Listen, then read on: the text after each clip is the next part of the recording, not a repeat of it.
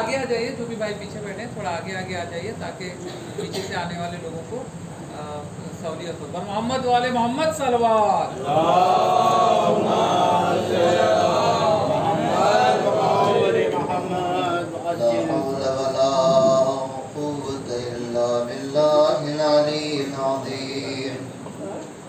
أعوذ بالله السميع العليم من الشيطان الرجيم. بسم الله الرحمن الرحيم.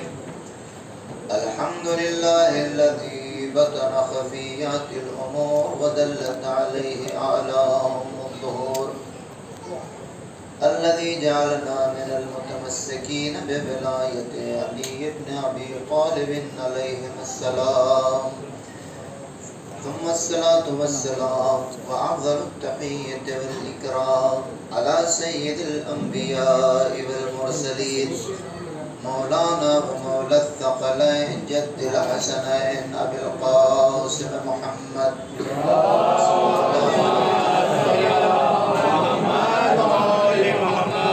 لا سيما على أخيه ووصيه ووزيره وخليفته وعلى آله الطيبين الطاهرين المعصومين المظلومين المنتخبين المنتجبين، واللعنة الله الدائمة الباقية من الآن إلى قيام يوم الدين على أعدائهم أجمعين. أما بعد، فقد قال الله سبحانه وتعالى في كتابه الكريم والقرآن المجيد وقوله الحق. بسم الله الرحمن الرحيم. إذ تبرأ الذين اتبعوا من الذين اتبعوا ورأوا العذاب وتقطعت بهم الأسباب، وقال الذين اتبعوا لو أن لنا كرة فنتبرأ منهم كما تبرأوا منا كذلك يريهم الله أعمالهم حسرات عليهم وما هم بخارجين من النار. صلوات اللهم صل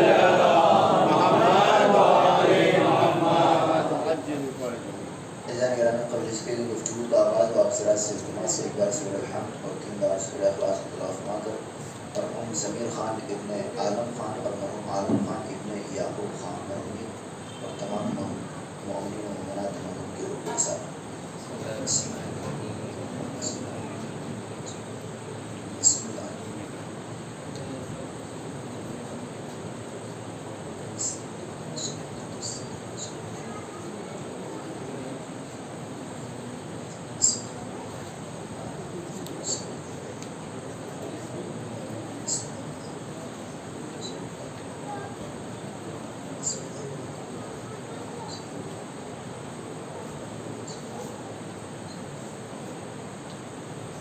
صلوات پڑھنے پر محمد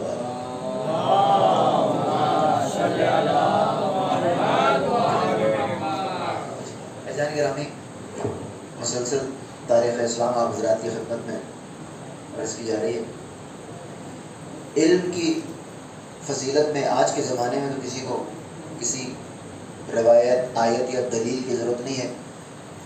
ہر انسان سمجھتا ہے کہ علم کا فائدہ کیا ہے۔ مولا کائنات کی حدیث ہے کہ علم ایک ایسی سواری ہے جو اپنے سوار کو کبھی گرنے نہیں دیتی، اور ان تمام علوم میں تاریخ ایک ایسی چیز ہے کہ جس کے بارے میں مولا کائنات نے کس کو وصیت کی ہے؟ امام۔ یعنی جس وقت ایک معصوم عام انسان کو وصیت کرے تو اس کی اہمیت بہرحال سمجھ میں آتی ہے، لیکن اگر ایک معصوم دوسرے معصوم کو کسی کام کی وصیت کرے تو غیر معصومین کو کتنا الرٹ رہنا چاہیے۔ مولا فرماتے ہیں کہ یا بنیا انی وَإِن لَمْ أَكُنْ أُمِّرْتُ عمر من قبلی، اے میرے لال، خطبہ نمبر 31 نہج البلاغہ، آپ فرماتے ہیں میں پچھلے زمانے کے جو لوگ ہیں اتنی عمر تو میری نہیں ہے، ولیکن فکرت فی اعمالہم ونظرت فی اخبارہم وسرت فی آثارہم حتی عدت کأحدہم، میری عمر اتنی تو نہیں تھی لیکن میں نے ان کے اعمال میں فکر کی، ان کی خبریں جو مجھ تک پہنچی اس پہ میں نے غور و خوض کیا، اور ان کے جو آثار ہیں ان سے بچ کر جو چیزیں مجھ تک پہنچی ہیں اس میں نے تلاش کیا، اتنا غور و فکر کیا کہ میں ان کے جیسا ایک بن گیا. غور فرمانا ہے. حتیٰ اتو کا عہدہم کا کیا مطلب ہے؟ میں ان کے جیسا ہوں، یعنی گویا کہ ان کے زمانے میں جو انسان زندہ رہ رہا تھا، جن چیزوں کا ایکسپیرینس کر رہا تھا، میں نے اتنا غور و فکر کیا کہ میں اپنے آپ کو ان کے زمانے میں پاتا ہوں. اب اگر امام معصوم مولا ایک دوسرے مولا کو حکم دے رہے ہیں، اس وقت پھر مولا فرماتے ہیں کہ تم بھی آگاہ رہنا کیونکہ تمہاری بھی عمر تمام ہونے والی ہے، تمہیں کوئی پریشان نہ کر دے، یہ دنیا کے حالات تمہیں تنگ نہ کرنے پائیں، لہذا آمادہ رہنا. اگر ایک امام کو تاریخ میں غور و فکر کرنے کے لیے کہہ رہے ہیں تو ہمیں تاریخ میں کتنا غور و فکر کرنا چاہیے. اور عزیزان گرامی یاد رکھیے گا، تاریخ ایک ایسی چیز ہے، فقہی مسئلہ ہو آپ کہہ سکتے ہیں مولانا صاحب سے پوچھ کے بتاؤں گا، عقائد کا مسئلہ ہو آپ کہیں میری نظر میں نہیں. لیکن اگر کوئی تاریخی واقعہ ہے اور آپ کو نہیں پتہ ہے تو آپ جواب نہیں دے سکتے، اور آپ یہ بھی نہیں کہہ سکتے کہ مجھے نہیں معلوم، پھر آپ اس کو مان کیسے رہیں. اور فرما رہے ہیں یعنی ایک تاریخی واقعے پہ آپ کا ٹیک ہے کہ فلاں انسان ظالم ہے، فلاں مظلوم ہے، اور آپ کو وہ واقعہ نہیں پتہ ہے. یہ بات زیادہ دن چلنے والی نہیں ہے. اور سوشل میڈیا کا زمانہ، میں تمیداً چند باتیں عرض کرنا چاہتا ہوں کہ ہر انسان ایک دوسرے کو، پہلے زمانے میں یہ ہوتا تھا کہ کسی نے سوال پوچھا، مولانا سے گئے پوچھا، اس کے بعد پھر ان کو لا کر جواب دے دیا. اب یہ ہوتا ہے کہ ہر انسان ایک دوسرے کے مقابلے میں کھڑا ہوا ہے، ہر انسان ڈیبیٹ کر رہا ہے، ہر انسان بحث کر رہا ہے. تو اگر آپ معمولی سی معلومات بھی نہیں رکھتے ہیں تو یقین جانیے دو صورتوں سے خالی نہیں ہے. آج کے زمانے میں اگر آپ کو اپنی تاریخ نہیں پتہ ہے، دو صورتیں ہیں، تیسری کوئی صورتحال نہیں. یا تو آپ شرمندگی اٹھائیے یا پھر وائلنٹ ہو جائیے. میرا دین، میرا مذہب، میرا مسلک، تم کون ہوتے ہو مجھے سمجھانے والے. ان دونوں کے علاوہ تیسری صورتحال نہیں ہو سکتی. لیکن اس جانکاری میں اگر آپ کو اس واقعے کے بارے میں تھوڑی سی بھی، یعنی جو آپ کا نظریہ ہے، اگر اتنا آپ کو پتہ ہے، یقین جانیے پوری دنیا میں کہیں بھی آپ چلے جائیے، مذہب کے حوالے سے، اپنے عقیدے کے حوالے سے آپ کو کوئی شرمندگی نہیں اٹھانی پڑے گی. ایک صلوات پڑھنے پر محمد والے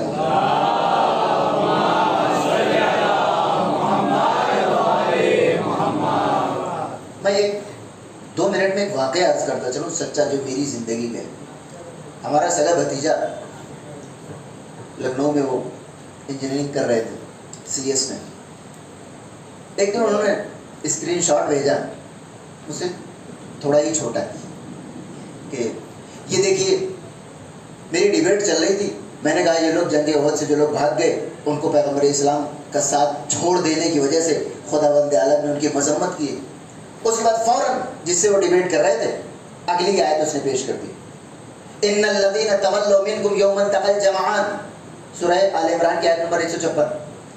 وہ لوگ کہ جنہوں نے پیٹھ دکھا دی تمہیں اس دن کہ جس دن دونوں گروپ ملے تھے، یعنی جنگ احد.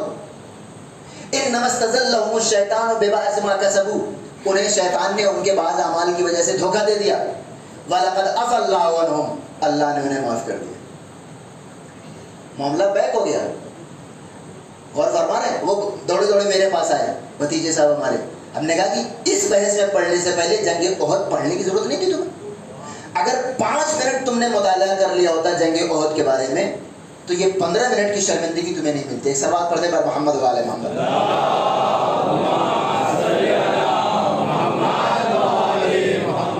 تو اب چونکہ ہم جنگ احد سے گزر چکے ہیں لہذا میں وہ جواب ابھی عرض کر دوں. سمپل سی بات ہے. پہلی بات تو یہ کہ اللہ لاکھ معاف کر دے، بھاگنے والا نہ بھاگنے والے کے برابر تو نہیں ہو سکتا. غور فرما رہے ہیں، ورنہ عدالت الہی کے خلاف ہے کہ ایک انسان جو بھاگا اور اس کو اللہ نے معاف کیا، اور ایک انسان جس نے اپنے جان کی بازی لگا کر پیغمبر اسلام کو محفوظ کیا، دونوں برابر تو نہیں ہو سکتے. رہ گئی بات معافی کی، تو معافی تب تک ہے، غور فرمائیے گا، اللہ نے معاف کیا بالکل، اللہ کہہ رہا ہے سورہ آل عمران، خدا کہہ رہا ہے کہ وَلَقَدْ عَفَا اللَّهُ عَنْهُمْ، اللہ نے انہیں معاف کیا. لیکن یہ معافی تب تک ہے کہ جب تک یہ جماعت دوبارہ نہ بھاگے. غور فرما رہے ہیں. اب اگر اس معافی کے بعد وہ جماعت دوبارہ بھاگتی ہے تو دوبارہ معافی کی ضرورت پڑے گی نہیں پڑے گی؟ جنگ حنین میں یہ لوگ دوبارہ بھاگے اور دوسری بار خداوند عالم نے کوئی معافی نہیں دی. خداوند عالم فرماتا ہے کہ انما یتوب اللہ من بعد ذلک علی من یشاء، اب اللہ جس کو چاہے گا اس کی توبہ قبول کرے گا. اگر یہ 2 آیتیں اور جنگ حنین اور جنگ بدر، ان دونوں جنگ احد دونوں کا مطالعہ آپ نے کر رکھا ہو تو آیت نمبر 156 سورہ آل عمران کی کبھی آپ کا گریبان نہیں پکڑ سکتے. ایک سلوات پڑھ دے بار محمد وآل محمد.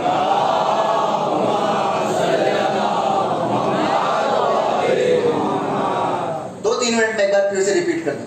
ایک عام الفیل میں کون پیدا ہوتا ہے؟ اسپیشلی یہ بچے، رسول اللہ. اور کون؟ ہماری تاریخ وہیں سے شروع ہوتی ہے. 6 عام الفیل میں ان کی ماں کا انتقال ہوتا ہے، والد کا انتقال پہلے ہی ہو چکا تھا، لہٰذا وہ بیفور عام الفیل، فرسٹ ایئر بیفور عام الفیل کہا جائے گا اس کو. 8 عام الفیل میں آپ کے دادا کا انتقال ہوتا ہے. 12 عام الفیل میں آپ نے پہلا سفر کیا جس میں وہ یہودی پیغمبر اسلام کو کہتا ہے کہ کھا لیں، توجہ چاہتا ہوں، اور جناب ابو طالب کہتے ہیں کہ نہیں میرا بھتیجا نہیں کھائے گا. اب اس پر ایک بڑے عالم دین کا بڑا اچھا نقطہ ہے کہ انہوں نے فرمایا کہ لوگ کہتے ہیں کہ جناب ابو طالب ایمان نہیں لائے تھے. وہ یہودی جو کہہ رہا ہے کہ اپنے بھتیجے سے کہو کہ ہمارے یہاں کھا لیں، آخر میں جب پیغمبر اسلام نے نہیں کھایا تو اس نے کہا کہ میں ان کی پیشانی میں نور نبوت دیکھ رہا تھا. توجہ چاہتا ہوں، ان کی پیشانی میں نور نبوت دیکھ رہا تھا. میں یہ چاہتا تھا کہ یہ نبی بننے والا بچہ میرے دسترخوان سے کھانا کھا لے. اب وہ فرماتے ہیں کہ وہ یہودی جو اصرار کر رہا تھا اسے پتا تھا کہ یہ نبی ہے، اور وہ ابو طالب جو انکار کر رہے تھے انہیں نہیں پتا تھا کہ یہ نبی ہے. کمال ہے نہیں؟ تو تاریخی واقعات جب تک آپ عقل کی پیرائے پر نہیں اس کو دیکھیں گے نہیں سمجھ سکتے، کیونکہ بیچ میں نہ جانے کتنے بادشاہ ہیں، نہ جانے کتنی بار اس تاریخ کو ایڈٹ کیا ہے، نہ جانے کتنے مورخوں کو خریدا گیا. اگر آپ عقل کو کنارے رکھ دیں گے کبھی نہیں سمجھ آئے گا. جانیں گے 12 عام الفیل یہ سفر وہی والا ہے. 20 عام الفیل ایگریمنٹ کراتے پیغمبر اسلام سارے عرب قبیلوں کو، اور یہ آپ کی ریپوٹیشن کی دلیل ہے کہ 20 برس میں بچہ ہمارے یہاں بچہ سمجھا جاتا ہے، شاید گریجویشن بھی کمپلیٹ نہ ہوا. 25 عام الفیل میں آپ کی شادی ہو جاتی ہے. 30 میں مولا کائنات اس دنیا میں تشریف لاتے ہیں. 3, 6 اور 12 یاد رکھیں گے، پہلے خلیفہ، تیسرے خلیفہ اور دوسرے خلیفہ. 35 عام الفیل میں خانہ کعبہ کو دوبارہ بنایا جاتا ہے. 40 عام الفیل میں آپ نبی بن جاتے ہیں، وچ از نون ایز فرسٹ بعثت. اس کے بعد تھرڈ بعثت میں آپ اعلان دعوت ذوالعشیرہ کرتے ہیں. 5th بعثت میں شہزادی سلام اللہ علیہ. 7th بعثت میں وہ بائیکاٹ شروع ہو جاتا ہے. 10 میں جناب ابو طالب اور جناب خدیجہ ایک ساتھ انتقال فرما جاتے ہیں، جس سال کو پیغمبر اسلام نے کہا عام الحزن، میرے لیے غم کا سال ہے. 11 بعثت میں 12 افراد مسلمان ہوتے ہیں. پہلی بیعت عقبہ، عقبہ مکہ کے پاس ایک جگہ تھی جہاں پیغمبر اسلام بیٹھ کر عبادت کیا کرتے تھے. 13 بعثت میں 75 افراد مسلمان ہوتے ہیں، دوسری بیعت عقبہ. 14 بعثت میں پیغمبر اسلام ہجرت کر جاتے ہیں، پہلی ہجری. آپ مدینے میں آ کر یہودیوں سے بھی ایگریمنٹ کرتے ہیں کہ ہمارے ساتھ جنگ ہوگی تو تم نیوٹرل رہنا، ساتھ نہیں دو گے چلے گا. اس کے بعد دوسری ہجری میں جنگ بدر ہو جاتی ہے. 3 میں جنگ احد، 5 میں جنگ خندق. ہم یہاں پہنچے تھے. ساتھ ساتھ پیرالل میں 2 ہجری میں مولا کائنات کی شادی، 3 ہجری میں امام حسن، 4 ہجری میں امام حسین، 5 ہجری میں جناب زینب، 6 ہجری میں جناب ام کلثوم. ایک سلوات پڑھتے پر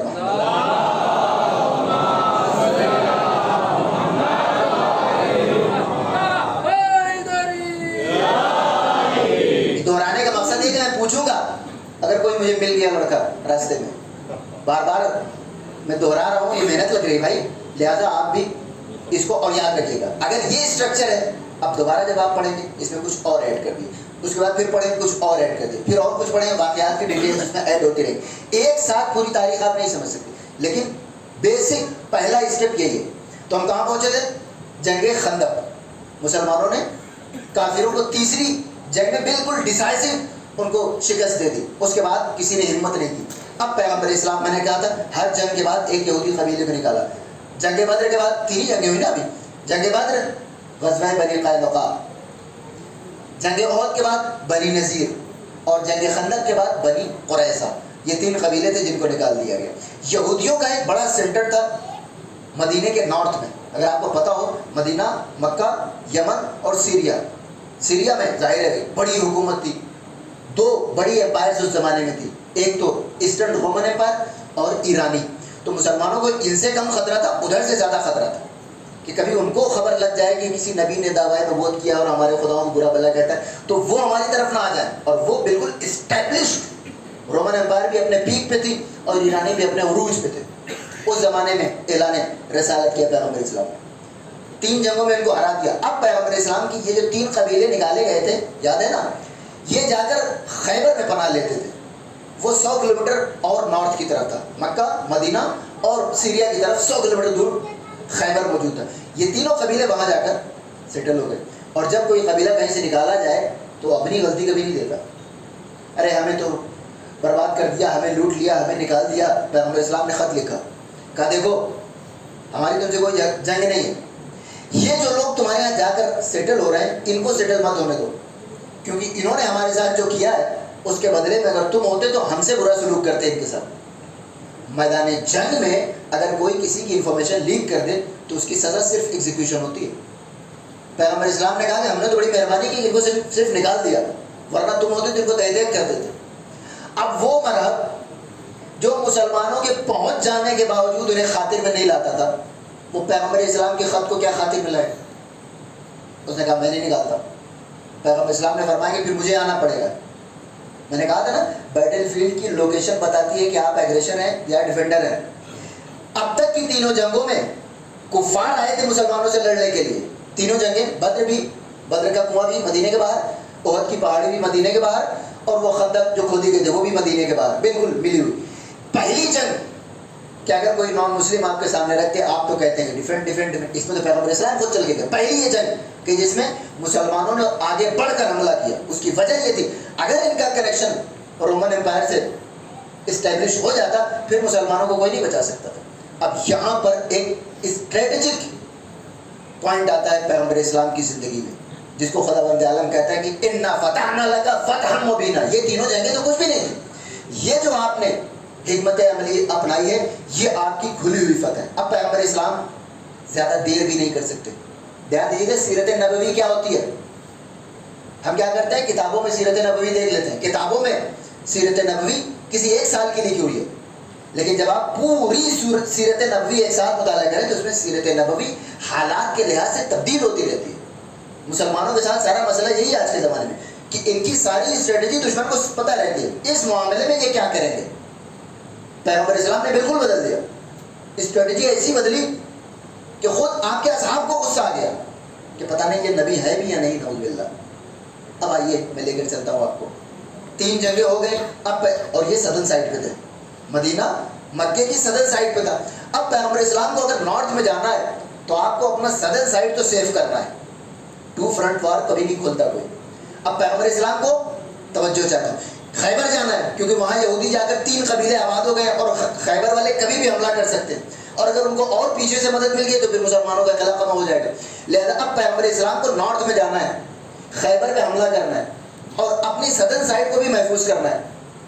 اب دنیاوی بادشاہ تو ہے نہیں کہ جا کر ان کے اوپر حملہ کر کے ان کو خاموش کر دیں, اور بغیر خاموش کیے ان کو خیبر میں جا نہیں سکتے.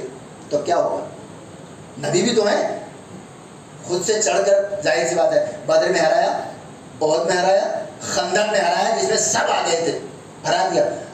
400 کلومیٹر جا کر ان کو ایک اور شکست دینے میں کچھ زیادہ نہیں تھا, لیکن نبی بھی تو ہے, خود سے حملہ نہیں کر سکتے. لہذا پیغمبر اسلام نے ایک حکم جاری کیا کہ ہم لوگ چلتے ہیں اس سال عمرہ کرنے کے لیے.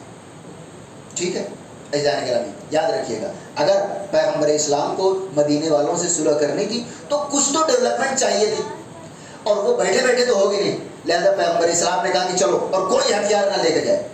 1400 صحابی بغیر کسی ہتھیار کے پہنچ گئے. مکے والوں نے آ کر روکا کہ یہ کیا ہے. پیغمبر اسلام نے کہا کہ یہ ایک کاسموپولیٹن جگہ ہے, آپ ہمیں روک نہیں سکتے آنے سے.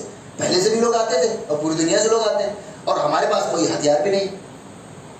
پیغمبر اسلام نے جس وقت اپنے صحابیوں سے کہا کہ ہتھیار نہ لے چلو, قدم قدم پہ میں آپ کو بتاؤں گا کہ کیسے کیسے فکر پیغمبر سے فکر اصحاب ٹکرا رہی ہے. انہوں نے کہا کہ یا رسول اللہ 1400 افراد بغیر ہتھیار لیے, یہ کیا مطلب. خاموش رہو, جو میں کہہ رہا ہوں وہ سنو. گئے, ادھر سے 2 افراد آئے, سہیل ابن عمرو اور خالد ابن ولید. ایک ملیٹریلی بہت فیمس تھا اور دوسرا پولیٹیکل معاملات کو ہینڈل کرنے میں ماہر سمجھا جاتا تھا. سہیل ابن عمرو آیا.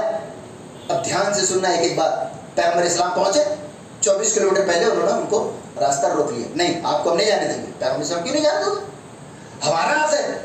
اسلام سے پہلے بھی دنیا آتی ہے, کہاں کہاں سے لوگ آتے ہیں, کبھی نہیں روکا گیا خانہ کعبہ میں جانے سے. انہوں نے کہا کہ نہیں, آپ کو جانے نہیں دیں گے.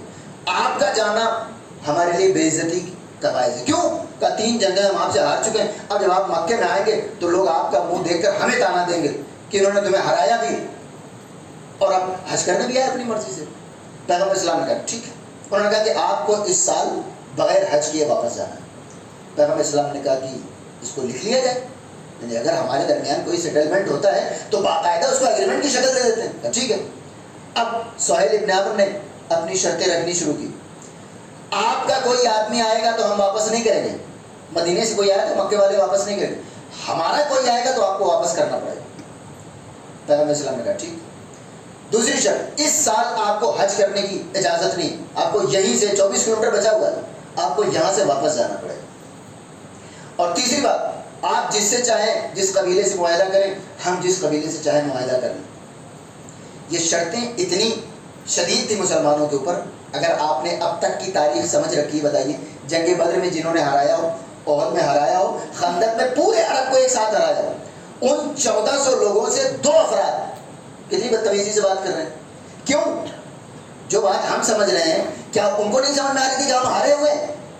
ان سے بحث نہ کریں، کہیں کسی کو غصہ نہ آ جائے. حتیٰ کہ مسلمانوں نے کہا یا رسول اللہ واپس چلیے مدینے. ابھی ہتھیار لے کر، کیا کہتے ہیں ممبئی کی زبان میں، سامان، ہتھیار لے کر آتے ہیں اور پھر دیکھتے ہیں کہ یہ لوگ کیسے مقابلہ کرتے ہیں. ابھی ہم نے 2 سال پہلے ہی تو ہرایا ہے. اور پیغمبر اسلام کہہ رہے کہ نہیں. اب اصحاب میں کھلبلی، اور یہ جنرل ہسٹری ہے، کوئی شیعہ سنی کا مسئلہ نہیں ہے. خلیفہ دوم کو غصہ آ گیا، غصے کے تیز بھی تھے موصوف. انہوں نے کہا کہ یہ بھی مان لیا وہ بھی مان لیا، آخر ہماری کوئی عزت ہے یا نہیں ہے؟ اور پیغمبر اسلام بھی ہر بات تسلیم کر کے یہ سمجھا رہے ہیں کہ تمہاری کیا عزت ہے میرے سامنے. اور یہ پہنچے خلیفہ اول کے پاس، اور وہ تاریخی جملہ جو آج تک تاریخوں کی زینت بنا ہوا ہے کہ جیسا شک مجھے آج ہوا ان کی نبوت میں، آج تک کبھی نہیں ہوا تھا. اب اس کو اہل سنت کا اپنا نیریٹو ہے، شیعوں کا اپنا نیریٹو ہے. اہل سنت کہتے ہیں کہ پیغمبر اسلام کی محبت پہ جملہ نکل گیا. ٹھیک ہے، تسلیم کا تو کوئی مسئلہ نہیں، لیکن یہی محبت علی جو اس صلح نامے کو لکھ رہے تھے، کیا ان کے دل میں نہیں تھی؟ مولا کائنات سے پیغمبر اسلام نے فرمایا کہ علی لکھو. جیسے بسم اللہ الرحمن الرحیم سہیل ابن عمرو نے ٹوک دیا، کہا اگر ہم اللہ کو مانتے ہوتے تو آج ہم یہ ایگریمنٹ کیوں کر رہے تھے، کاٹو اس کو. بسم اللہ کر دیا گیا. اس کے بعد یہ معاہدہ محمد رسول اللہ کی طرف سے اس نے اسی پر روک دیا. خبردار اگر رسول اللہ مان رہے ہوتے تو ہم یہ بحث کیوں کر رہے ہوتے، یعنی اس کو بھی کاٹ دو. کل تک جس کے ہاتھ میں تلوار تھی آج اس کے ہاتھ میں قلم ہے. کل بھی اطاعت رسول میں سب سے آگے تھا، آج بھی اطاعت رسول میں سب سے آگے.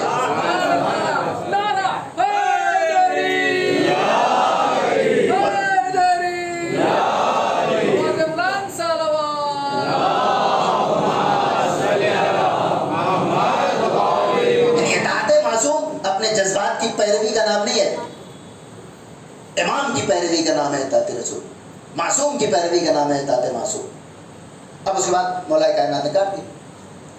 اور انہوں، اب ظاہر سی بات ہے انہی کا غصہ تاریخ میں اور کسی کا نہیں، بے چین اور بھی لوگ رہے ہوں گے، لیکن پیغمبر اسلام نے وہاں تو یہ ثابت کر دیا کہ معصوم کے مقابلے میں جمہور کی رائے کی کیا حیثیت ہے. اور فرمایا اس سے زیادہ تو پیغمبر اسلام نہیں ثابت کر سکتے.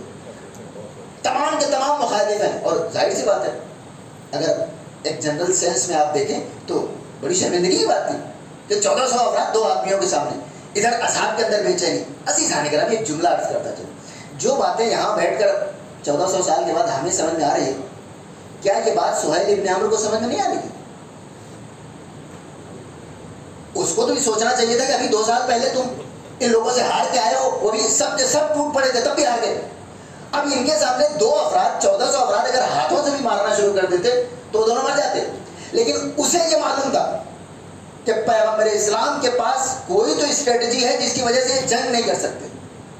سہیل ابن عمرو اگر ٹائٹ ہو کے گفتگو کر رہا ہے تو اس کو پتا ہے کہ یہ صلح کے علاوہ کچھ اور کرنے والے نہیں ہیں. عجیب منزل ہے. سہیل ابن عمرو بار بار یہ بھی ماننا پڑے گا، یہ بھی ماننا پڑے گا، یہ بھی ماننا پڑے گا، بالکل بے خوف ہو کے مسلمانوں کے اوپر ہر شرط عائد کیے جا رہا ہے. مسلمان بے چین ہے، سہیل ابن عمرو مطمئن ہے.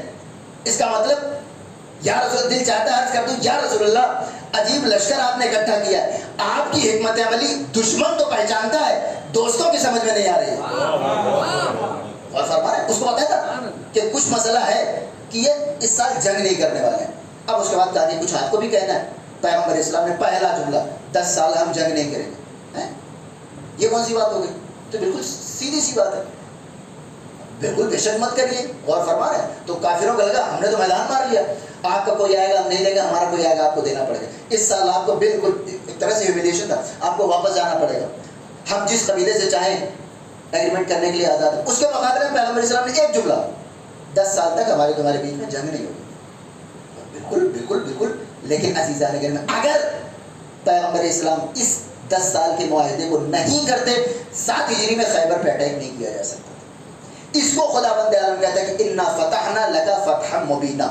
فتح مبین کیا ہے؟ توجہ چاہتا ہوں. اب تک ہو رہا تھا جہاد اصغر ہو رہا تھا, تلوار چل رہی تھی, گلے کٹ رہے تھے, اس کو خداوند, اس میں بھی جیت ہوئی, اس کو خداوند عالم نے جیت نہیں قرار دیا. جس مقام پر اپنے غصے کو کنٹرول کر کے اپنی حکمت عملی کو سامنے والے سے منوانا تھا, اس مقام کو خداوند عالم نے فتح مبین کہا ہے. اس کا مطلب کہ دشمن سے جہاد کر لینا خداوند عالم کی نگاہ میں فتح مبین نہیں ہے, نفس سے جنگ کر لینے کو خداوند عالم فتح مبین کہا ہے.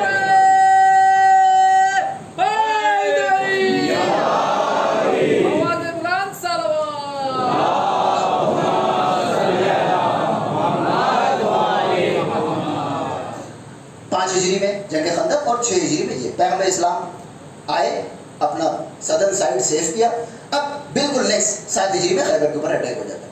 اب اس طریقے سے اگر آپ نہیں پڑھتے ہیں, اور ایک بار میں نے سوچا کہ پڑھی ہوں, اگر اس طرح سے آپ کے دماغ میں نہ اتاری جائے, یقین جانیے 10 سال تک خیبر خندق سننے والوں کو یہ نہیں پتا ہوتا کہ خیبر پہلے ہے یا خندق پہلے ہے. ظاہر سی بات ہے, جب مین چیز جو چیز آپ کو نہیں بتائی جائے وہ کہاں سے بتائیں.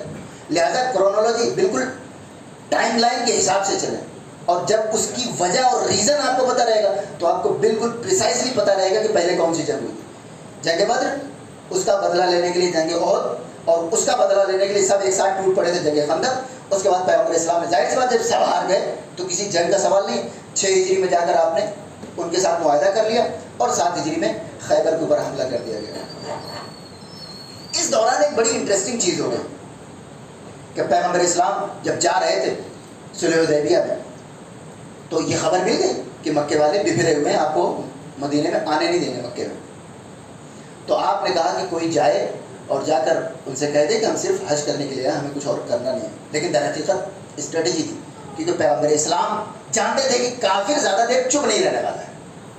حالانکہ اگر وہ پیغمبر اسلام کو حج کرنے دیتے اور کہتے حج کر کے چلے جائیے, پھر مسلمانوں کو دوسری اسٹریٹجی سوچنی پڑتی, کیونکہ پیغمبر اسلام گئے تھے معاہدے کے لیے. تو خلیفہ دوم سے کہا کہ آپ جائیے. انہوں نے کہا کہ میں نے اتنی مار کاٹ مچا رکھی ہے, غصے کی طرح بیچارے تیز تھے, کہ میں نے اتنا کچھ کر رکھا ہے کہ وہ تو مجھے تو زندہ چھوڑنے والے نہیں. لہٰذا بنی امیہ میں کون شخص ہے, جو میں نے پوری لینیج بتائی تھی آپ کو, امیہ, حرب اور ابی العاص. حرب سے ابو سفیان یزید وغیرہ, ابی العاص کے 2 بیٹے عفان حکم, عفان سے عثمان, حکم سے مروہ. تو یہ وہی کلین تھا. ان کو چنا گیا تیسرے خلیفہ کو کہ بھائی آپ کی تھوڑا بہت ریپوٹیشن ہے, آپ جائیے. یہ گئے اور انہوں نے جا کر رشتہ داریاں نبھانی شروع کر دی. میں نے کچھ بھی کیا, دیر ہو گئی آنے میں. اب مسلمانوں کو لگا, اس کو ذرا غور سے سنیے گا, کیونکہ یہ ایک کیا کہتے ہیں اس کو, ناک آؤٹ پنچ کی طرح یوز کیا جاتا ہے دوسروں کی طرف سے. لہٰذا اس کو غور کرنا ضروری ہے. دیر ہو گئی. پیغمبر اسلام نے جنگ احد کا تجربہ تھا پیغمبر اسلام کے ذہن میں, لہٰذا آپ نے ایک درخت کے, ببول کا درخت تھا, اس کے نیچے بیٹھے اور سارے صحابیوں سے کہا کہ تم اس بات, کسی کو نہیں پتا نا کہ ان کے اوپر کیا گزری, کہا کہ یہ عہد کرو کہ اگر یہاں جنگ ہو جاتی ہے, تو تلوار تو ہے نہیں کسی کے پاس, تو عہد کرو کہ کوئی مجھے چھوڑ کر نہیں بھاگے گا. سب سے پہلے بیعت کرنے والے مولا کہنا. ظاہر ہے جس نے جنگ احد میں میدان نہ چھوڑا ہو, وہ حدیبیہ میں پیغمبر اسلام کی بیعت کرنے میں کیوں دیری کرے گا. اس کے بعد سب سے آخر میں خلیفہ دوم نے بیعت کی. میں بالکل جنرل ہسٹری پڑھ رہا ہوں تاکہ یہ نہ کہ مرچ مسالہ لگا کے پڑھ دیا, وہ آپ گھر پہ جا کر لگائیے گا. سب سے آخر میں خلیفہ دوم نے بیعت کی. اب اس کے بعد آیت آتی ہے, رضی اللہ عن المؤمنین اذ یبایعونک تحت الشجرہ. اللہ مؤمنین سے راضی ہے. آگے ریزن, کیونکہ وہ ایک درخت کے نیچے آپ کی بیعت کر رہے ہیں. عزیزان کا اس کو بھی پیش کیا جاتا ہے, اور وہاں پر 10 افراد عشرہ مبشرہ کہا جاتا ہے جن کو جنت کی بشارت دے دی گئی. مسئلہ یہ ہوتا ہے, یہ کہتے ہیں کہ یہ 10 افراد اب یہ ساری زندگی کے لیے مسٹیک پروف ہو گئے, खुदा बंद आलम कहता है, अगर सिर्फ रज़ी अल्लाह अनिल मोमिनीन तहत शजरा कह देता कि खुदा बंद आलम मोमिनीन से हुदैबिया के दिन राजी हो गया, तब तो हम तस्लीम कर सकते थे कि चले भाई बाद में कुछ भी करेंगे। लेकिन जब खुदा बंद आलम कह रहा है कि राजी हुआ अल्लाह इस बिना पर कि ये आपकी बैअत कर रहे हैं, इसका मतलब कि जब तक ये बैअत पे कायम रहेंगे रज़ी अल्लाह रहेंगे। जिस दिन इस बैअत को तोड़ दिया उसके बाद रज़ी अल्लाह कहने का जाती फैसला तो हो सकता है, कुरानी फैसला नहीं हो सकता। एक सलवात पढ़ दे बार मोहम्मद वाले।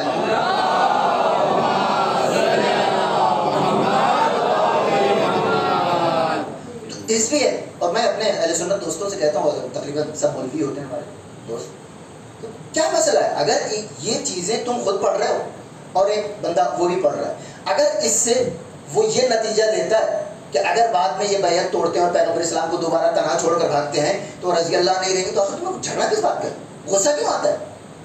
उल्टा तुमसे सवाल होना चाहिए कि तुमने उस लक़ब को आगे क्यों बढ़ा दिया बगैर किसी उनके बाद के अमल को देखे हुए आपने उनको मुतलक़न रज़ी अल्लाह। तो सारा मसला यही। उसके बाद पैगंबर इस्लाम ने कहा कि कोई भागेगा नहीं, तो सबने बैत कर ली, और उसके बाद सुहैल इब्न अम्र के साथ वो मुआहदा हो गया। फिर थोड़ी देर के बाद वो खलीफे से वो भी आ गए, तो पता चला मुसलमानों में बड़ी खुशी हो गई, भाई जिसको हम मुर्दा समझ रहे थे हमारा बंदा जिंदा वापस आ गया। अब उसके बाद बड़ी इंटरेस्टिंग चीज़ हुई। कौन था वो जो खत लिखवा रहा था? सुहैल इब्न अम्र, वो बहुत बड़ा पॉलिटिकल आदमी था। उसने अपने बेटे को हथकड़ियों में जकड़ के अपने घर में बंद कर रखा था क्योंकि वो मुसलमान हो चुका था। अबू जिंदाल, नाम सुना हुआ लग रहा है, वहीं से आया है। अबू जिंदाल वहाँ पर हथकड़ियों में बंधा हुआ बेचारा वो उसी हुदैबिया के मकाम पे पहुँच गया और या रसूल अल्लाह बचा लीजिए। उसने फौरन कहा, वाह मोहम्मद, अभी हमने एग्रीमेंट किया, लो तुम्हारा इम्तिहान हो गया। अभी एग्रीमेंट किया है ना कि हमारा आएगा तो वापस करना पड़ेगा, तुम्हारा आएगा तो हम नहीं देंगे, अभी देखते तुम क्या फैसला करते हो। 1400 अफराद इधर, बाज सहाबा अपनी तलवार के दस्ते को उसकी तरफ इशारा कर रहे थे कि खींच लो और अपने बाप का काम तमाम कर दो। लेकिन पैगंबर इस्लाम का जुमला देखिए, मकाम इस्मत क्या होता है, मासूम और गैर मासूम के फैसले का अवाम पे क्या असर पड़ता है। जो लोग कहते हैं गैर मासूम को भी मान लीजिए, जी नहीं, देख लीजिए हर सहाबी सवाल मौला कहना है, उसकी मर्जी यही थी कि इसको छोड़ा ना जाए, बेचारा मोमिन है, परेशान है, हथकड़ियों में जकड़ा हुआ है, बाप बहुत तंग करता है, पता नहीं ले जाने के बाद कितना मारेगा इसको। हर सहाबी की ख्वाहिश ही कि इसको लेके चलो। पैगंबर इस्लाम ने कहा कि नहीं, हकीकी मोमिन वो होता है जो ताकत रहने के बावजूद अपनी बात से पीछे ना हटे। और पैगंबर इस्लाम ने कहा कि बेटा ऐसा है, तुम वापस जाओ, तुम्हारे लिए अल्लाह कोई रास्ता निकालेगा। 2 साल के बाद वो बेचारा आज़ाद हो गया। लेकिन उस मौके पर जब पैगंबर इस्लाम पूरी पोजीशन की, क्या कहते हैं, अपर हैंड, आप बिल्कुल आसानी से उसको चाहते तो लेकर आ सकते थे, और वो आपका चाहने वाला भी था, मोमिन मुसलमान भी था।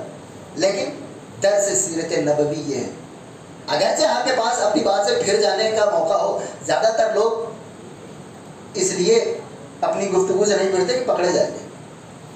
ज़्यादातर लोग इसलिए झूठ नहीं बोलते कि झूठ बोलने में गिरफ्त हो जाएगी। सीरत नबवी यहाँ आई। बहरहाल हमें बकिया गुफ्तगू बीच बीच में जो कंट्रोवर्शियल चीज़ें हैं वो मैं क्लियर करता चलूँ। एक सलवात पढ़ दे बार मोहम्मद।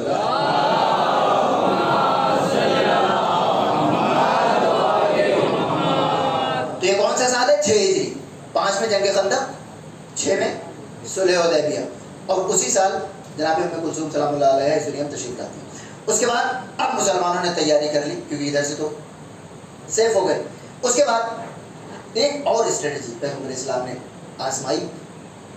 एक क्लॉज थी ना उसमें कि हम जिससे चाहे एग्रीमेंट करें, आप जिससे चाहे एग्रीमेंट। पैगंबर इस्लाम ने लौटते वक्त उन्हीं के एक पड़ोसी कबीले से एग्रीमेंट कर लिया। और आप जानते थे कि ये लोग ज़्यादा दिन, जाहिर है काफिर है, उनके पास दीन, इस्लाम, शरीयत, कानून और लॉ नाम की कोई चीज़ तो है नहीं।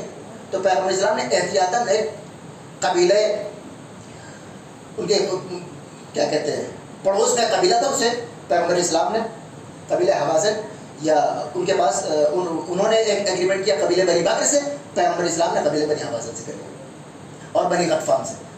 वापस आ गए मुसलमानों के। ये क्यों एग्रीमेंट हो रहा है? तवज्जो चाहता हूँ। स्ट्रेटेजिक वैल्यू क्या होती है किसी भी मासूम की।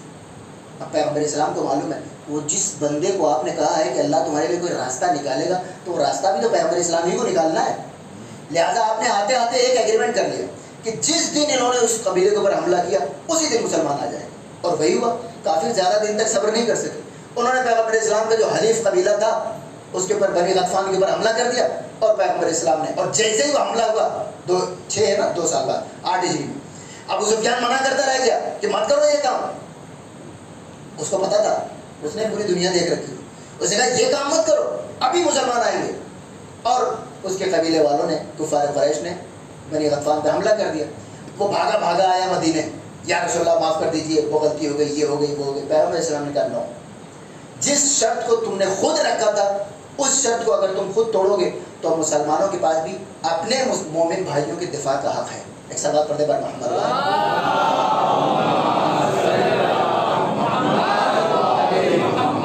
تو سیرت نبوی سمجھ میں آ رہی ہے آپ کو؟ ہمارے یہاں کیا ہوتا ہے, ایک طرف سے یا تو گرم رہے گا بندہ یا بالکل نرم پڑ جائے گا. سیرت نبوی یہ کہ حالات کے لحاظ سے اسلام کے حق میں جو چیز مفید ہو اپنے جذبات کو پیچھے رکھ کر وہ بات سامنے کی جائے. اب مسلمانوں نے خیبر کا فیصلہ کر لیا. اب بقیہ خیبر تو بالکل ہر انسان کو زبانی یاد ہے, لہٰذا اس کو بہت زیادہ تفصیلات میں پڑھنے کی ضرورت نہیں ہے. مسلمان گئے, پہلے 4-5 قلعے تھے چھوٹے چھوٹے جس کو مسلمانوں نے فتح کر لیا. مسلمان 2000 کے آس پاس تھے اور خود 10,000. اور اس کے بعد آخری وہ جس کو خیبر کہتے ہیں, اصل جس میں جنگ خیبر ہے, وہ ٹس سے مس رہا ہو وہاں سے. پیغمبر اسلام نے 39 دن کے بعد 40ویں دن کا لَأُعْطِيَنَّ الرَّأْيَةَ غَدًا, بالکل ہر مورخ نے پریسائزلی پن پوائنٹ ایک جملہ بٹ ٹو بٹ یہی رکھا ہے, کل میں اسے علم دوں گا. رجلا کرارا غیر فرار یحبہ اللہ ویحبہ لم یرجع حتی یفتح اللہ علی یدیہ.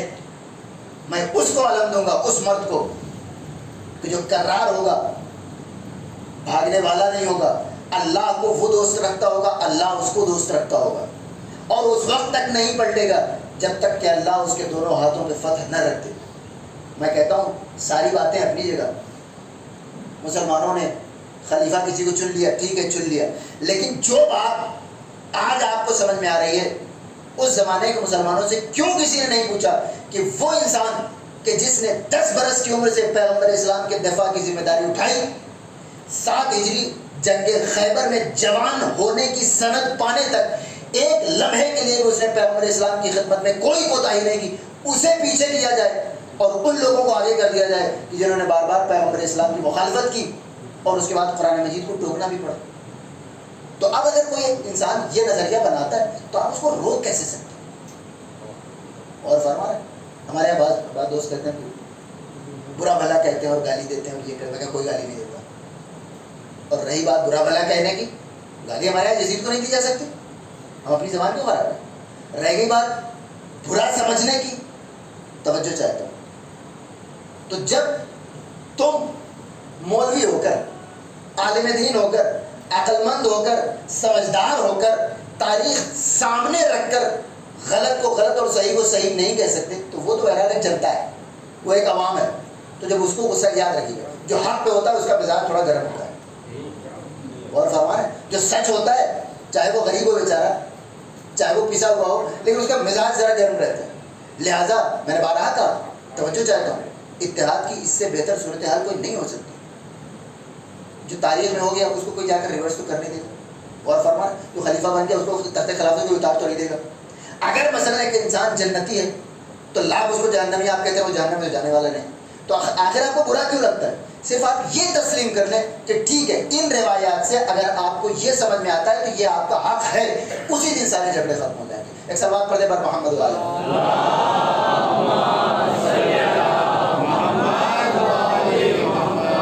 اور رہ گئی بات, ان ساری باتوں کو دبا کر آپ اگر گلے ملانا چاہتے ہیں وہ بہت جلدی الگ ہو جائے, کیونکہ وہ چیزیں نیچے تہ میں پڑی رہتی ہیں, وہ کبھی نکلنے والی نہیں ہے. اور اگر آپ کی زبان سے اس کو مٹا بھی دیا جائے تو آپ کی کتابوں سے تو نہیں پڑھ سکتا, اس کو کہاں لے جائیے گا؟ یا یہ کہ بیٹھیے ساری کتابیں ایک دن ایڈٹ کر ڈالیے پھر یہ سمجھ میں آ سکتا. تو سیدھا راستہ اختیار کرنے کے بجائے آپ ٹیڑھا راستہ بھی اختیار کریں. ایک سوال پڑھتے بعد محمد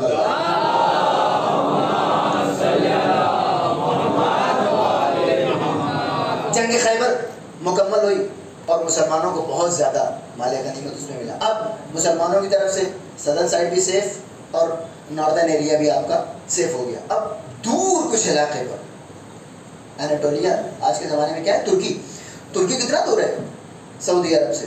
تو بس ایک وہ خطرہ تھا.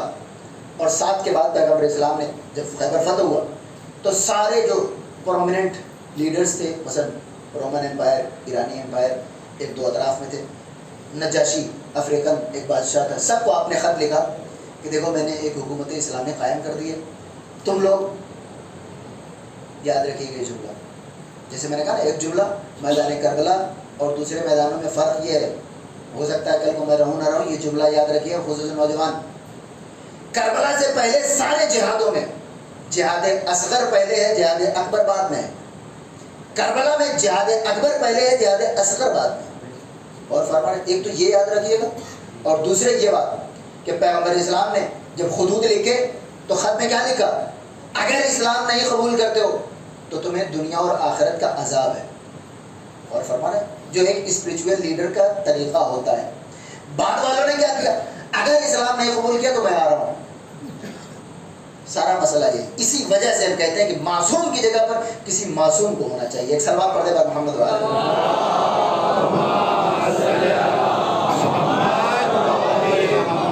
اور یہی ہوا. مسلمانوں نے ایرانیوں کی اینٹ سے اینٹ بجا دی. کیوں؟ کیونکہ کوئی معصوم نہیں تھا. پیغمبر اسلام نے 23 برس میں کتنے لوگوں کو مسلمان کیے، اور اس کے بعد لوگوں سے بڑھ کر آپ اگر ایریا دیکھیں تو اس کا جو ریڈیس ہے عرب سے باہر نہیں گیا.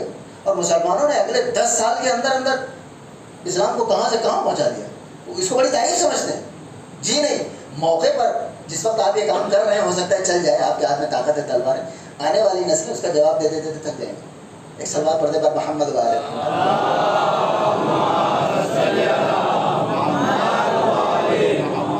اب اس کے بعد اعزان گرامی یہ خط تو گئے تو ایرانی لشکر نے، بادشاہ نے کیا کیا؟ کہا ہمارے پاس پہلے سے خدا موجود ہے، تمہارا والا لے کیا کریں. تو اس نے خط پڑھ دیا. یہ جو رومن امپائر کی طرف بیچ میں کچھ اسٹیٹس ہوتی ہیں جس کو کہتے ہیں بفر اسٹیٹ، جو نہ ان کی طرف ہوتی ہے نہ ان کی طرف ہوتی ہے. کسی ایک سے وہ ایگریمنٹ کر لیتے ہیں کہ آپ ہمارا خیال رکھیے گا بس. تو بیچ میں کچھ بفر اسٹیٹس ہوتی ہیں، جیسے گریٹ گیم میں افغانستان کو رکھا تھا برٹن اور رشیا نے. اسی کسی اسٹیٹ میں جو بیچ میں پڑتی ہے، پیغمبر اسلام کے قاصد کو پکڑا اور اس کا گلا کاٹ دیا گیا. اب پیغمبر اسلام نے اس کو کہا کہ یہ تو برداشت نہیں کیا جا سکتا. اور کسی بھی زمانے میں اور کسی بھی سویلائزیشن میں وہ جو قاصد ہوتا ہے اس کی عزت کی جاتی ہے، اس کو نہیں مارا جاتا ہے. بہرحال اب پیغمبر اسلام نے 3000 مسلمانوں کا لشکر بھیجا اور کافروں سے، بلکہ عیسائیوں سے جنگ کرنے کے لیے. یہودی ہار گئے، کافر ہار گئے، اب عیسائی بچے. اور عیسائی چونکہ تھے نہیں مدینے میں تو دیکھیے 3000 کا لشکر گیا اور 4 افراد اس کے لشکر، سر لشکر جس کو کہتے ہیں سردار، اس میں ایک جناب جعفر تیار بھی تھے. اور اس کے بعد اسی جنگ موتا میں، موتا کے مقام پر وہ جنگ لڑی گئی جس میں جناب جعفر تیار کے دونوں بازو قلم ہو گئے. اب ایک چیز جو بار بار کہی جاتی ہے، جو آپ سے بھی کہی جائے، خالد بن ولید 4تھا نمبر تھا اس کا. پیغمبر اسلام نے فرمایا تھا کہ پہلے یہ پہلے یہ پہلے یہ، اس کے بعد جعفر، اس کے بعد خالد، اور اس کے بعد اگر یہ چاروں مر جائیں تو جسے چاہنا تو اپنا لیڈر بنا لینا. خالد بن ولید کا کمال کیا ہے؟ جس کی وجہ سے اس کو سیف الاسلام کہا جاتا ہے، وہ میں عرض کرتا چلوں. 2 لاکھ کا لشکر، سب تینوں جو کمانڈر تھے شہید ہو گئے. اب خالد بن ولید نے کیا کیا؟ اس نے ایسی اسٹریٹجی سے، اس کی کیا کہتے ہیں گوریلا وار، اپنے کچھ صحابیوں کے ذریعے، کچھ ساتھیوں کے ذریعے عقب سے ان کے اوپر اٹیک کیا کسی پہاڑی کے پیچھے سے. اور ان کو لگا کہ مسلمانوں کو کوئی بہت بڑا لشکر آ رہا ہے، لہٰذا وہ پیچھے ہٹے. تو پیچھے ہٹے تو یہ اپنے بچے کچھ ساتھیوں کو لے کر مدینے آ گئے. اس کو کہتے ہیں کہ یہ ماسٹر اسٹروک ہے جناب خالد بن ولید کا. میں کہتا ہوں ہے 2 لاکھ کے مقابلے میں 3000 افراد کو بچا کر آ جانا قابل تعریف ہے، لیکن لڑ جانے کے مقابلے میں بھاگ جانا تو نہیں آ سکتا. غور فرما رہے ہیں بھائی، آپ کتنا بھی محنت کر کے، کتنے بھی بھوک اور پیاس برداشت کر کے آپ مدینے واپس آ جائیں، لیکن یہ لڑنا نہیں ہے، واپس آنا ہے. ایک سلوات پڑھتے پر محمد والے.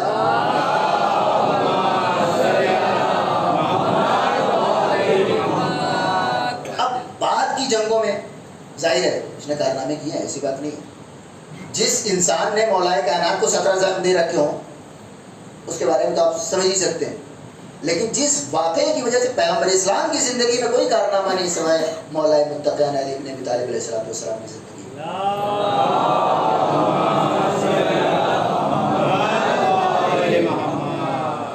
سو یہ 8 ہجری کے جمادی الاول میں یہ واقعہ ہوتا ہے. مسلمانوں کا لشکر واپس آ جاتا ہے اور اسی کے بعد فوراً جب وہ اس قبیلے کے اوپر حملہ کیا یعنی غطفان کے اوپر, پیغمبر اسلام نے کہا کہ اب بس آپ نے 10,000 مسلمانوں کا لشکر جمع کیا اور کافی مسلمان ہو گئے تھے, اور اس کے بعد مکے میں داخل ہوئے.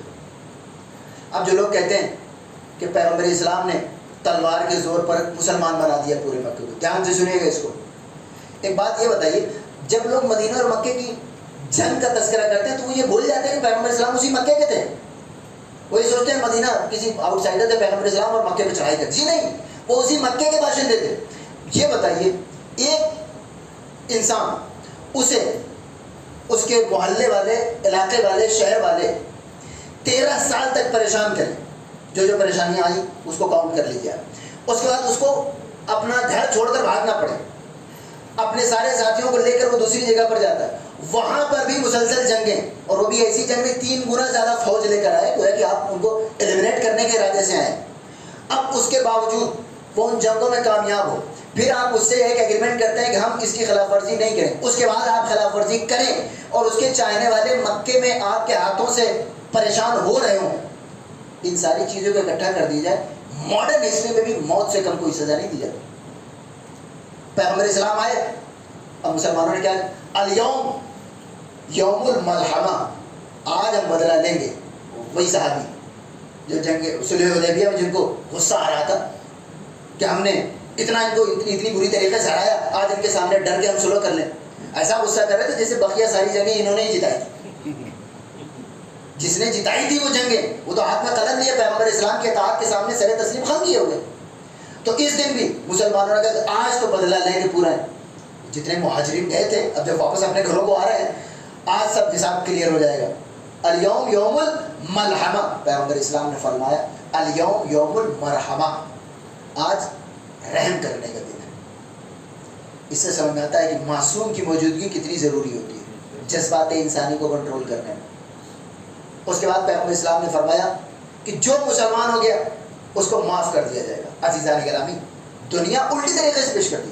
پیغمبر اسلام نے کبھی یہ نہیں کہا کہ ایک انسان جا رہا ہے مسلمان ہو جائے ورنہ تیرا گلا کاٹ دوں گا, اور وہ مسلمان ہو جائے. جی نہیں, ان لوگوں سے پیغمبر اسلام نے کہا جن کی سزا پہلے ہی موت تھی کہ یہ موت کی سزا رکھنے والے, موت کا حق رکھنے والے اگر مسلمان ہو جائیں تو میں ان کو معاف کر دوں گا. گویا اسلام جان کے خوف سے اسلام قبول نہیں کرواتا, بلکہ اسلام نے ان کی جان بخشی کر دی. نہیں غور فرما رہے آپ بھائی, موت کے خوف سے وہ مسلمان نہیں ہوئے, مسلمان ہونے کی وجہ سے ان کے سر سے موت کا خطرہ ٹل گیا. اور پیغمبر اسلام نے کہا کہ سب کو معافی. ایسے میں ایک انسان تھا جس نے جناب حمزہ کے جگر کو چاک کر کے ان کا کلیجہ لے گیا تھا, سینے کو چاک کر کے جگر ان کا لے کر گیا تھا ہندا کے لیے. وہ ایک حبشی غلام تھا, اور جناب حمزہ 3 ہجری میں ہوئی نا جنگ خندق, سوری جنگ جس میں جناب حمزہ شہید ہوئے, جنگ اور کون سی ہجری میں 3.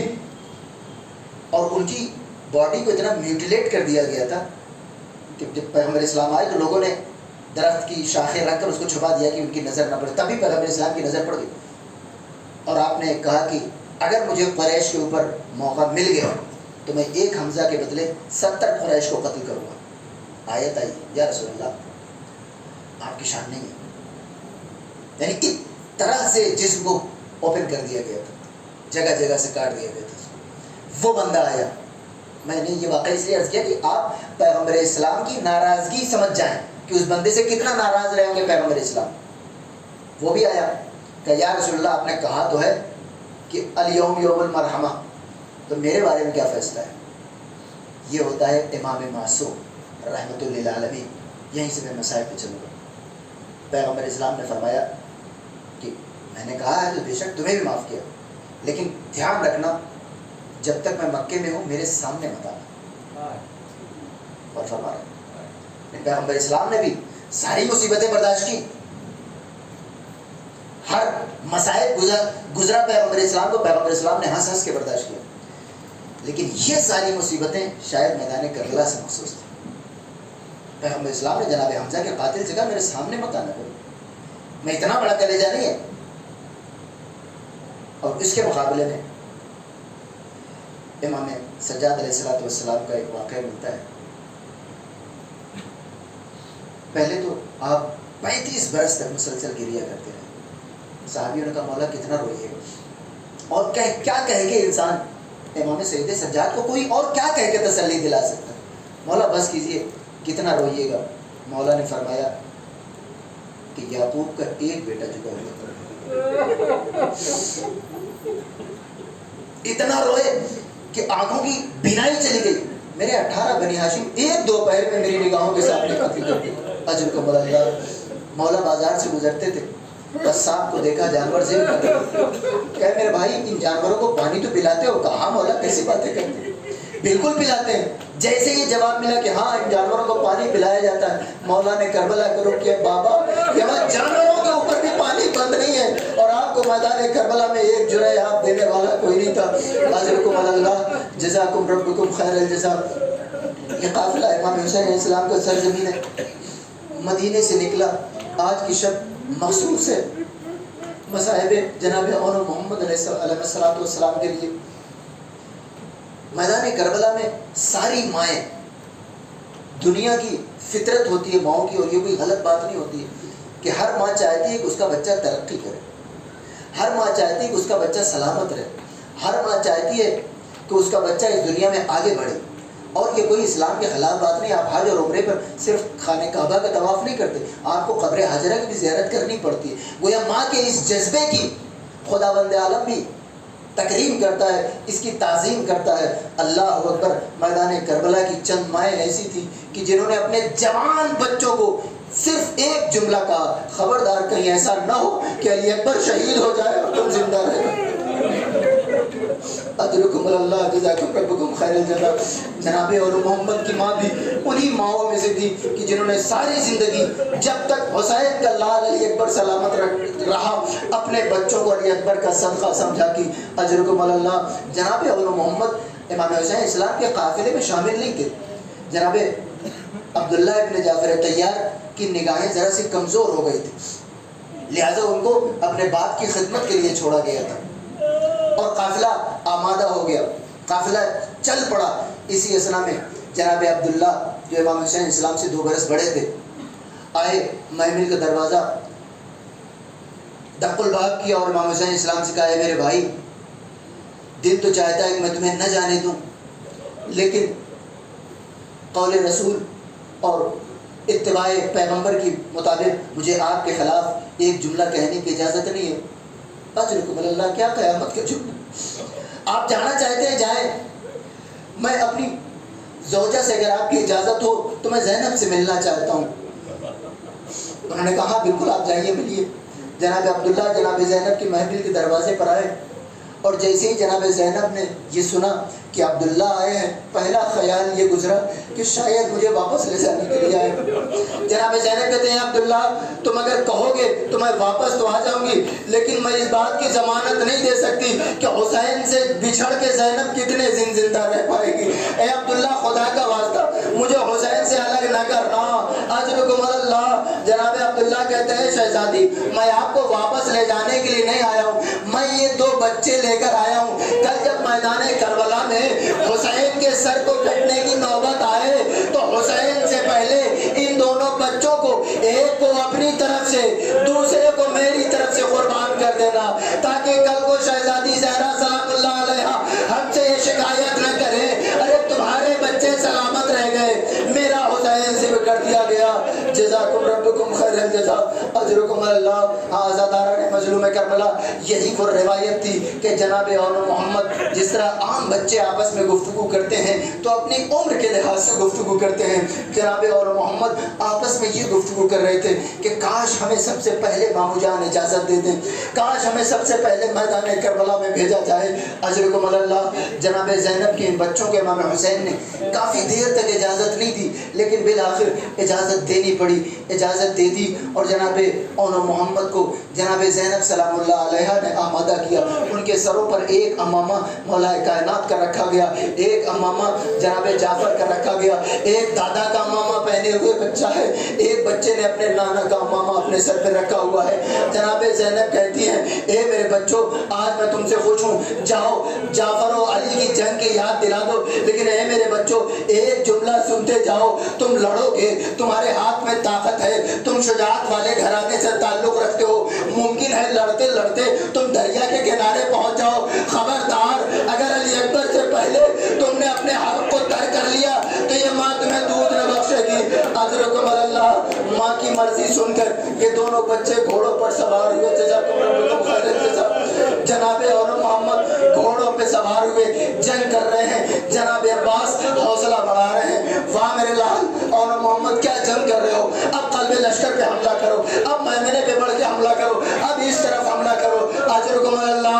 इसी असना में फौजों ने क्या देखा कि जनाब मौलाए कायनात और जनाब जाफर के ये दो फर्जंद हैं, इतनी आसानी से कब्जे में आने वाले नहीं हैं। सारी फौजों ने एक साथ दोनों बच्चों को अपने अहाते में ले लिया। कोई तीर चला रहा है, कोई नेज़ा मार रहा है, कोई तलवार मार रहा है। इसी असना में एक आवाज़ गूंजी, ए मेरे मामू जान मेरी मदद कीजिए, ए मेरे मामू जान अब हमारे सरो तन में जुदाई होने वाली है। अब्बास आगे बढ़े, अली अकबर आगे बढ़े, हुसैन आगे बढ़े, दोनों जनाजों को लेकर खैमे में लेकर रख दिया। अजरुकुम अल्लाह। दुनिया की कोई माँ इस मकाम पर हुसैन की मोहब्बत को नहीं पहुंचा सकती।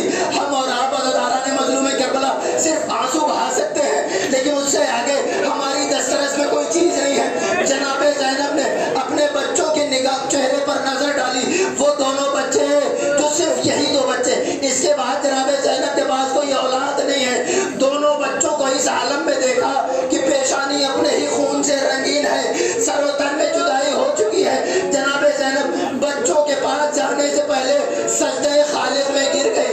ए मेरे महबूब तेरा शुक्रिया। कल को अम्मा फातिमा मुझसे ये न कहेगी, ए ज़ैनब तुमने अपने बच्चों को महफूज कर लिया, अली अकबर शहीद हो गया। जज़ाकुम रब्बुकुम खैरन जज़ा। अजरुकुम अल्लाह। अज़ादाराने मज़लूम करबला जनाब ज़ैनब अपने बच्चों के न सिर्फ ये कि सिर्फ जनाजे पे नहीं रोई, जनाब ज़ैनब जब तक मैदान करबला से लेकर शाम तक और शाम से लेकर मदीने तक जब भी मौका मिला है, जनाब ज़ैनब सलामुल्लाह अलैहा ने अपने भाई का मातम किया। जुमला याद है आपको? जनाब ज़ैनब ने कहा, मेरे लाल सैयद सज्जाद यजीद से कह दो कि जब से मैदान करबला से हम आए हैं ज़ैनब अपने भाई का मातम नहीं कर सकी है, एक घर खाली करा के दे दिया जाए। वो भी अम्मा क्यों? मैं अपने भाई को जी भर के रोना चाहती हूँ।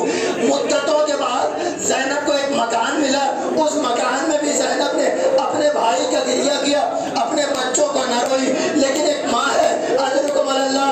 ये काफिला करबला से कूफा, कूफा से शाम, शाम से फिर करबला आया, करबला से फिर मदीने आ गया। अब तक 2 सालों में ज़ैनब अपने बच्चों के न रोई थी, लेकिन जब घर में दाखिल हुई सामने तो बिस्तर नजर आए, अपने आप को हवाले कर दिया। ए मेरे बच्चों, अपनी माँ को माफ करना। ज़ैनब सारी जिंदगी हुसैन को रोती रही, तुम्हारा मातम न कर सकी, अब ज़ैनब अपने बच्चों का मातम करेगी। वाह मोहम्मद।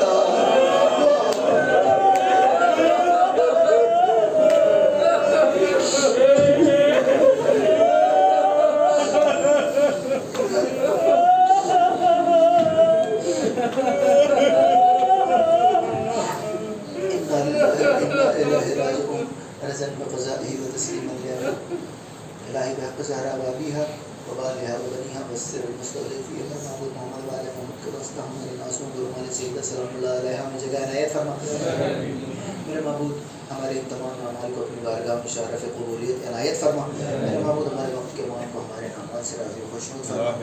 मेरे महबूब हमें ख़ुसूसन हाज़िरीन मजलिस में जो तमाम हाजतमंद उनकी तमाम हाजतों को पूरा फरमा, जो परेशान हाल उनकी परेशानियों को बरतरफ फरमा, जो बीमार उनको बीमारी करबला अलैहिस्सलाम के सदक़े में शफ़ा कामिल वाजिल इनायत फरमा, और जो मरहूम हो चुके हैं ख़ुसूसन इस कब्रिस्तान के तमाम मरहूमीन के दर्जात को बुलंद फरमा। मेरे महबूब तेरी बारगाह में बेहतरीन दुआ कि فرزند زہرا یوسف زہرا حجت خدا باری سے زمان علیہ السلام کو ظہور میں تاجیل فرما اور جب حضرت کو ظہور ہو تو ہم کو ان کے مخلص غلاموں میں شمار فرما ربنا تقبل منا انك انت السميع العليم عن سیدنا سید رسول اللہ کی رسول اخلاص رحمہ کر مرحوم سمیر خان ابن محمد عالم خان اور مرحوم محمد عالم خان ابن یعقوب علی خان کی روح کو صاف